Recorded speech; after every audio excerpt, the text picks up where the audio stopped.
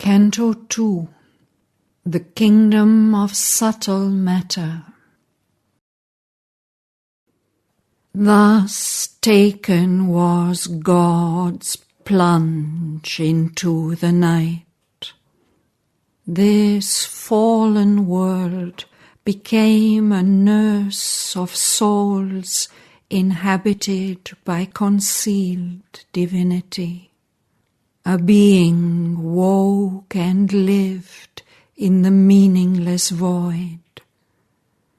A worldwide nescience strove towards life and thought. A consciousness plucked out from mindless sleep. All here is driven by an insentient will. Thus fallen, inconscient, frustrate, dense, inert, sunk into inanimate and torpid drowse, earth lay, a drudge of sleep, forced to create by a subconscient yearning memory left from a happiness dead before she was born. An alien wonder on her senseless breast. This mire must harbour the orchid and the rose. From her blind, unwilling substance must emerge a beauty that belongs to happier spheres. This is the destiny bequeathed to her, as if a slain god left a golden trust to a blind force and an imprisoned soul. An immortal Godhead's perishable parts she must reconstitute from fragments lost, reword from a document complete elsewhere her doubtful title to her divine name, a residue her sole inheritance, all things she carries in her shapeless dust. Her giant energy tied to petty forms, in the slow, tentative motion of her power, with only frail, blunt instruments for use, she has accepted as her nature's need, and given to man as his stupendous work, a labour to the gods impossible. A life living hardly in a field of death, its portion claims of immortality. A brood, half-conscious body serves as means, a mind that must recover a knowledge lost, held in stone grip by the world's inconscience, and wearing still these countless knots of law, a spirit bound, stand up as nature's king. A mighty kinship is this daring's cause. All we attempt in this imperfect world looks forward or looks back beyond time's gloss to its pure idea and firm inviolate type in an absolute creation's flawless skill, to seize the absolute in shapes that pass, to fix the eternal's touch in time-made things. This is the law of all perfection here. A fragment here is caught of heaven's design, else could we never hope for greater life, and ecstasy and glory could not be. Even in the littleness of our mortal state, even in this prison house of outer form, a brilliant passage for the infallible flame is driven through gross walls of nerve and brain. A splendour presses, or a power breaks through. Earth's great dull barrier is removed awhile. The inconscient seal is lifted from our eyes, and we grow vessels of creative might. The enthusiasm of a divine surprise pervades our life. A mystic stir is felt. A joyful anguish trembles in our limbs. A dream of beauty dances through the heart. A thought from the eternal mind draws near. Intimations cast from the invisible, awaking from infinity's sleep, come down. Symbols of that which never yet was made. But soon the inert flesh responds no more. Then sinks the sacred orgy of delight. The blaze of passion and the tide of power are taken from us, and though a glowing form abides, astonishing earth, imagined supreme, too little of what was meant has left a trace. Earth's eyes half see, her forces half create, her rarest works are copies of heaven's art.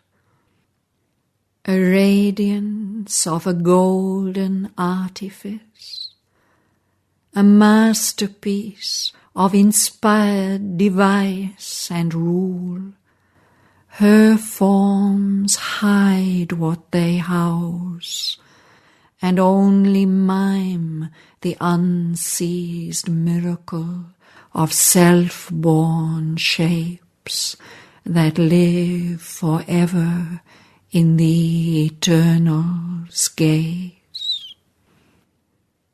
Here in a difficult, half-finished world is a slow toiling of unconscious powers. Here is man's ignorant, divining mind, his genius born from an inconscient soil. To copy on earth's copies is his art. For when he strives for things surpassing earth, too rude the workman's tools, too crude his stuff, and hardly with his heart's blood he achieves his transient house of the divine idea, his figure of a time in for the unborn.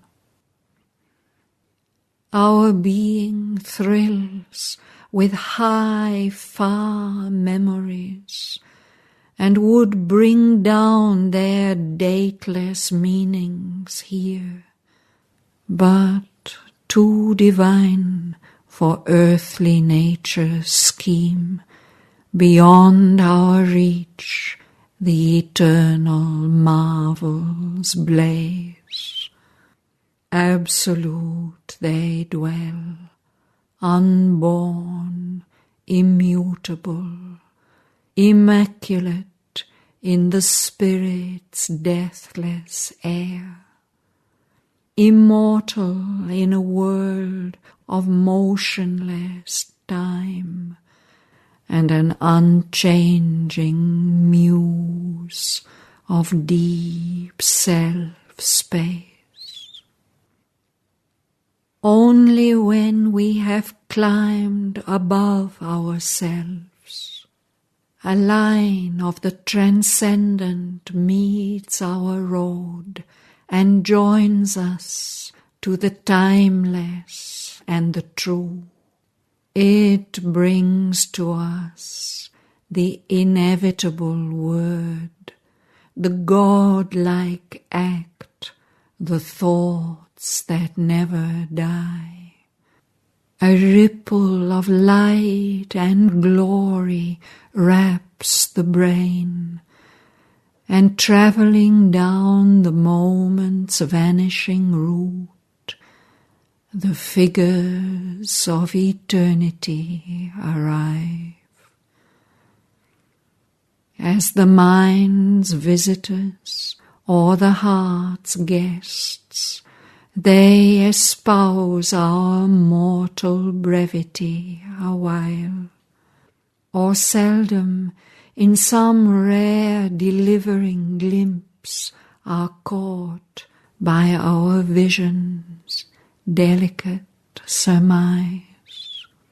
Although beginnings only and first attempts, these glimmerings point to the secret of our birth and the hidden miracle of our destiny.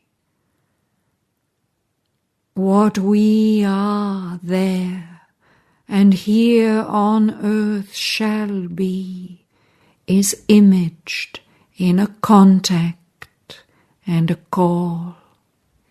As yet, earth's imperfection is our sphere. Our nature's glass shows not our real self.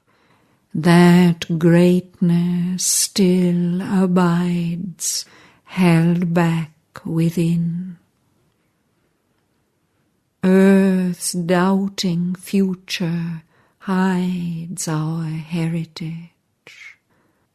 The light now distant shall grow native here.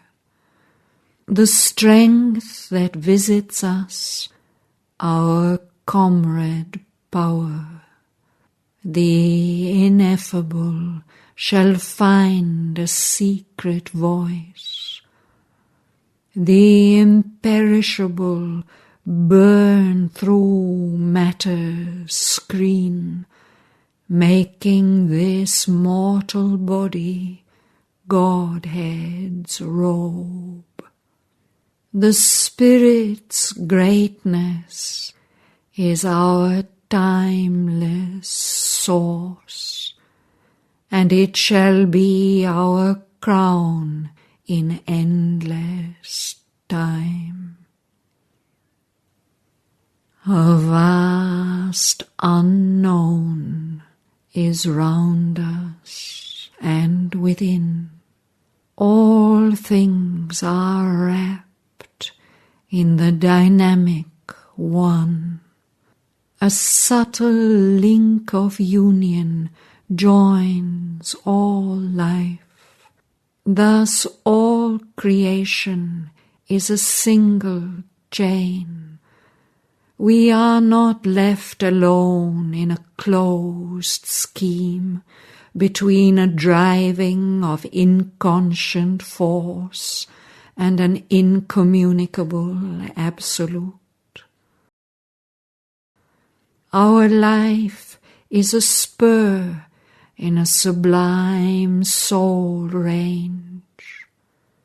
Our being looks beyond its walls of mind, and it communicates with greater worlds. There are brighter earths and wider heavens than ours. There are realms where being broods in its own depths. It feels in its immense dynamic core its nameless, unformed, unborn potencies cry for expression in the unshaped vast, ineffable beyond ignorance and death.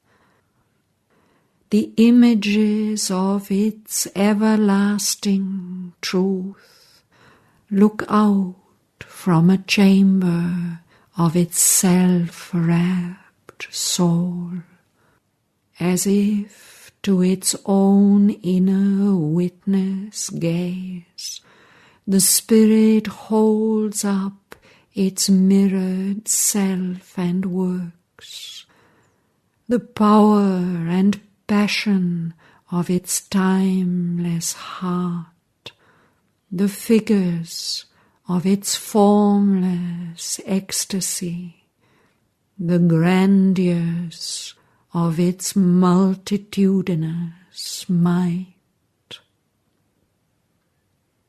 Thence comes the mystic substance of our souls into the prodigy of our nature's birth.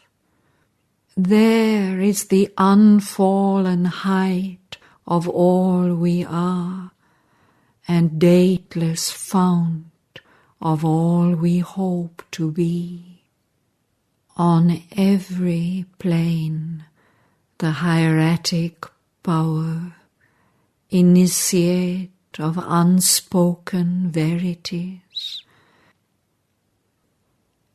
dreams to transcribe and make a part of life in its own native style and living tongue, some tray of the perfection of the unborn, some vision seen in the omniscient light, some far tone of the immortal rhapsodist voice, some rapture of the all-creating bliss, some form and plan of the beauty unutterable. Worlds are there nearer to those absolute realms, where the response to truth is swift and sure, and spirit is not hampered by its frame, and hearts by sharp division seized and rent, and delight and beauty are inhabitants, and love and sweetness are the law of life. A finer substance in a subtler mould embodies the divinity earth but dreams. Its strength can overtake joy's running feet, overleaping the fixed hurdles set by time, the rapid net of an intuitive clasp captures the fugitive happiness we desire. A nature lifted by a larger breath, plastic and passive to the all-shaping fire, answers the flaming Godhead's casual touch. Immune from our inertia of response, it hears the word to which our hearts are deaf, adopts the seeing of immortal eyes, and, traveller on the roads of line and hue, pursues the spirit of beauty to its home. Thus we draw near to the all-wonderful, following his rapture in things as sign and guide.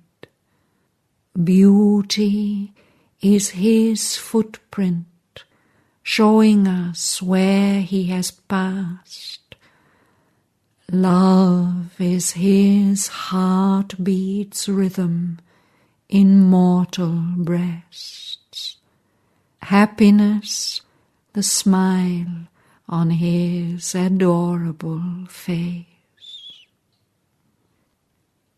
A communion of spiritual entities,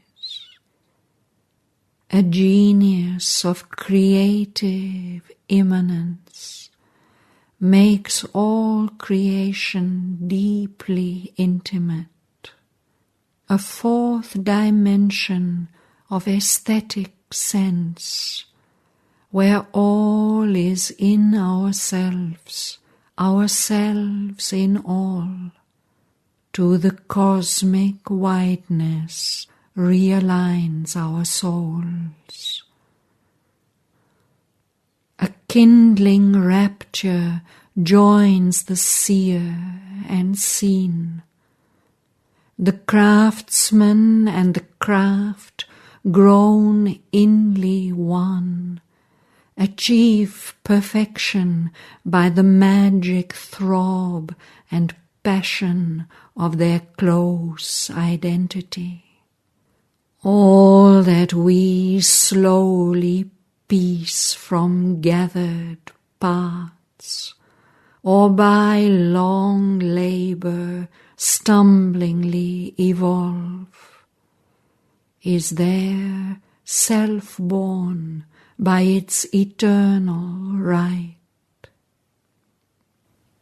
In us, too, the intuitive fire can burn, an agent light.